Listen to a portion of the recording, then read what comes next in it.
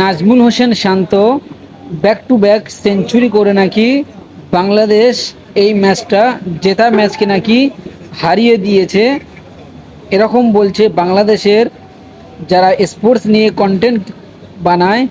তারা বড় বড় কন্টেন্ট যারা বানায় বাংলাদেশের দেব চৌধুরী এবং রিয়াসাত আজিম রিয়াসাত আজিম এবং দেব চৌধুরী বলছে নাকি বাংলাদেশ নাজমুল হোসেন শান্ত এবং মুশফিকুর রহিমের জন্য এই ম্যাচটি হেরেছে। এই কথা বলছে বাংলাদেশের যারা স্পোর্টস নিয়ে কন্টেন্ট বানায় এবং যারা স্পোর্টস নিয়ে সব সময় স্পোর্টস নিয়ে গবেষণা করে, স্পোর্টস নিয়ে ভিডিও বানায়। এরা বলছে নাজমুল হোসেন শান্তর জন্য এই সেঞ্চুরিটার জন্য নাকি বাংলাদেশ এই ম্যাচটা ড্র হলো, এই ম্যাচটা জেতা ম্যাচ নাকি হার, এরকম বলছে বাংলাদেশের কন্টেন্ট ক্রিয়েটর। যতই বাংলাদেশ টিম যতই ভালো খেলুক না কেন এরা সমালোচনা করবেই। এই জন্য বাংলাদেশের আজকের এই অবস্থা ক্রিকেটের, যে প্লেয়ারটা ভালো খেলবে তারও সমালোচনা করবে, আর খারাপ খেললেও তার তো মানে রেহাই দেয় না মানুষ। একটা মানুষ সবসময় তো ভালো খেলতে পারে না, তাই না? একটু যদি খারাপ খেলে তার সমালোচনা হবেই, এমন সমালোচনা হবে তার মানে কি বলবো। এই জন্য বাংলাদেশ ক্রিকেটের আজকে এই অবস্থা, সবাই মিলে 11 জন প্লেয়ারকে সমালোচনা করে। এই 11 জন পুরো বাংলাদেশের প্রতিনিধিত্ব দল। বাংলাদেশ যদি হারে পুরো বাংলাদেশ, গোটা বাংলাদেশের জনগণও হারে, তাই না? তবে বাংলাদেশ ম্যাচ নিয়ে কিছু আলোচনা করছি। বাংলাদেশ প্রথম সেশনে অনেক রান করেছে, নাজমুল হোসেন শান্ত সেঞ্চুরি করেছে, প্রথম সিজনের বাদ দিলাম। আজকের ডেটে নিয়ে আলোচনা করছি।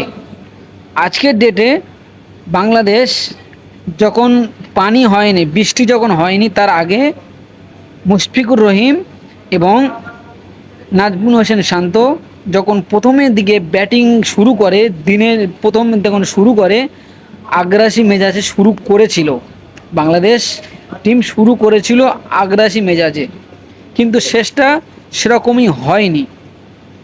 যদিও না হয় কি করার আছে, যদি আগ্রাসী মেজাজে সবাই খেলতে থাকে 200 রানের মধ্যে বান্ডিল হয়ে যায়, শ্রীলঙ্কা ব্যাট করতে এসে ধুমধাম মেরে যদি জিতে যায় তখন কি ভালো হতো? তখন বাংলাদেশের জন্য ভালো হতো নাকি? এই কন্টেন্ট ক্রিয়েটররা বলছে বাংলাদেশ সেঞ্চুরি করেছে বলে নাজমুল হোসেন শান্ত, ওই জন্য ম্যাচটি নেগেটিভ রেজাল্ট এসছে। ড্র হয়েছে তাও negative result. Najmul Hossain Shanto back to back century, একটি ম্যাচে 2টি century back to back, Bangladesh ইতিহাসের সেরা ক্যাপ্টেনদের মধ্যে একজন Najmul Hossain Shanto. Back to back century এর আগে বাংলাদেশের ইতিহাসের কোনো প্লেয়ার করতে পারেনি। খুবই দুর্দান্ত ছিল।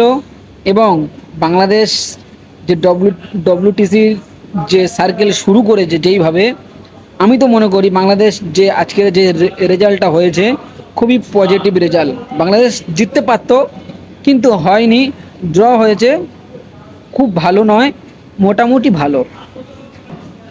খুব ভালো বলছি না আমি, জিততে পারতো, জেতার আশা ছিল কিন্তু হয়নি, কি করা যাবে।